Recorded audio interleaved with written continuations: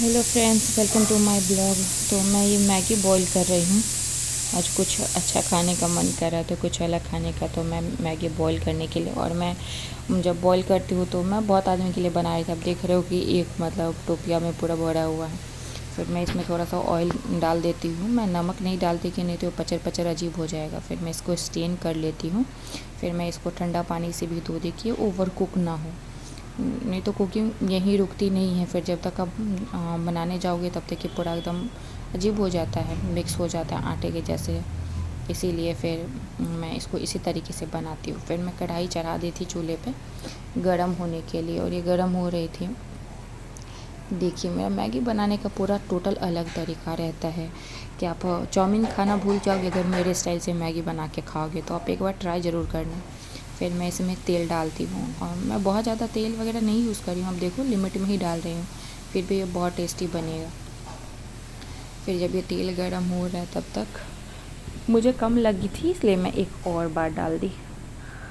फिर ये गर्म हो रही है, मतलब ये मोटा कढ़ाई था, पूरा गर्म नहीं हुआ था कढ़ाई। फिर भी मैं इसमें तेल डाल दी थी, तो फिर जब तक गर्म ना हो तब तक ये फिर इसमें मिर्ची वगैरह चटकेगा नहीं। फिर मैं जीरा नहीं डालती क्योंकि ज़ीरा मुझे पर्सनली पसंद नहीं है, इसलिए मैं उसको स्किप ही करती हूँ। फिर मैं ग्रीन चिली कट करके रखी थी वो डाली। फिर मैं प्याज डालूँगी। मैं बहुत पूरा सिंपल तरीके से ही बनाती हूँ, लेकिन आप टेस्ट खाओ, नॉर्मल जो आप मैगी पानी वाला खाते हो उससे लाख गुना बढ़िया, और आप संतुष्ट भी होंगे। मतलब ये अगर आप घर पे बना के खा लोगे तो आपको चाउमीन खाने का मन नहीं करेगा। आप चाहो तो सॉस वगैरह भी इसमें ऐड कर सकते हो, बट मुझे उतना पसंद नहीं, इसलिए मैं नॉर्मली बनाती हूँ। फिर मैं सारा प्याज वगैरह डाल देती हूँ, और ये इसको तब तक फ्राई करना है जब तक ये पूरा ब्राउन ना हो जाए, मतलब पूरा इसका कलर चेंज ना हो जाए तब तक तो करना ही पड़ेगा, नहीं तो फिर अच्छा टेस्ट नहीं आएगा। फिर ये ब्राउन हो चुका था, फिर मैं इसमें मैगी डाल रही हूँ।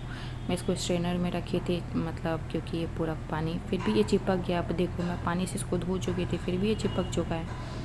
मतलब पूरा मेहनत का काम होता है, आप हड़बड़ हड़बड़ करोगे तो ये पूरा गड़बड़ हो जाएगा, इसलिए पेशेंस का काम है। वैसे तो खाना पीना बनाना ही पेशेंस का काम है।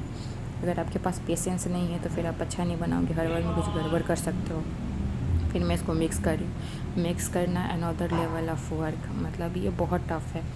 आप जनरल चाउमीन वगैरह को मिक्स करना इजी है, लेकिन मैगी को नहीं, क्योंकि ये मैदा को तो ये चिपकने में, मैदा का रहा या आटा का रहा है, फिर ये चिपकने में बहुत इंटरेस्टेड रहता है एक दूसरे से। फिर इसको अलग अलग करना बहुत टफ रहता है। और चूल्हे का फ्लेम आप हाई नहीं, मीडियम ही रखोगे, मीडियम टू लो रखोगे, नहीं तो ये फिर नीचे से चिपक जाएगा। क्योंकि हम ऑयल कम ही यूज़ करते हैं, तो फिर इसी हिसाब से हमको चूल्हे का गैस का फ्लेम मेंटेन ही रखना पड़ता है, नहीं तो बहुत ज़्यादा रखेंगे तो ये जल जाएगा, नीचे से पकड़ लेगा। आप देखो, मेरा वाला नहीं पकड़ है क्योंकि मैं इसको पूरे प्रॉपर तरीके से, मतलब मीडियम फ्लेम पे ही बना रही हूँ, तो ये नहीं पकड़ेगा। अब ये हो चुका है, तो मैं इसमें मैगी मसाला जो पैकेट से निकाल के मैं इसको कट करके रखी थी कटोरी में, मैं वो मिक्स कर रही हूँ। और स्वाद अनुसार नमक, आप जितना खाते हो तेज़ लाइट, तो उस हिसाब से आप डाल दो।